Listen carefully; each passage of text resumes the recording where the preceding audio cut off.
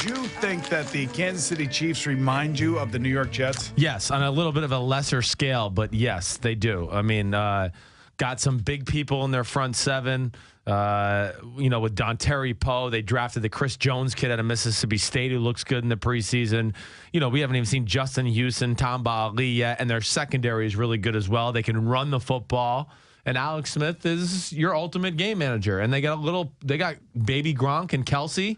And they got our guy from Philadelphia, Macklin, at receiver. So they got weapons, and Jamal Charles should be healthy. So they're kind of like the Jets in the sense that they have a really good team, a really good roster, and they have a quarterback that everybody likes. The West in general, I think, is. Coach Cowher said it, but I think the AFC West is arguably the best division in football. He was talking about San Diego. I don't see San Diego. I don't see it either. I don't see it either. I know they have the Phillip Rivers factor, but I don't see a whole lot else there. Now they have a good secondary.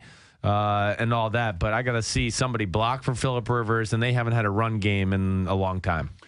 Well, the question is, will guys like, Derek Carr now take it to the next level? Him and Blake Bortles have got to be the next two guys, right? That have to get to the next level. And what about Murray? Jameis Winston. Then you have Jameis and Mariota. Jameis, Dad did that game on Friday night against the Browns, so of course I was watching that on CBS with Ian Eagle and Dad, and Jameis Winston.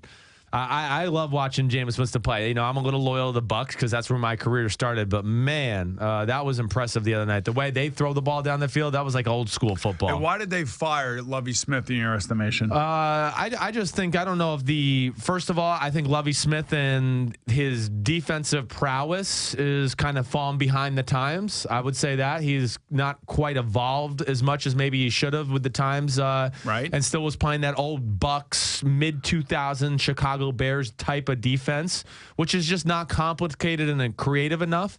And I think at the end of the day, you probably just weren't happy with the direction everything was going. I think they upgraded because Cutter, I do think, is a good offensive mind. Their new head coach, Dirk Cutter, and Mike Smith, the old coach for the Atlanta Falcons and the defensive coordinator for the Jacksonville Jaguars when Del Rio was there. That is an upgrade on the defensive side of the ball for me as well.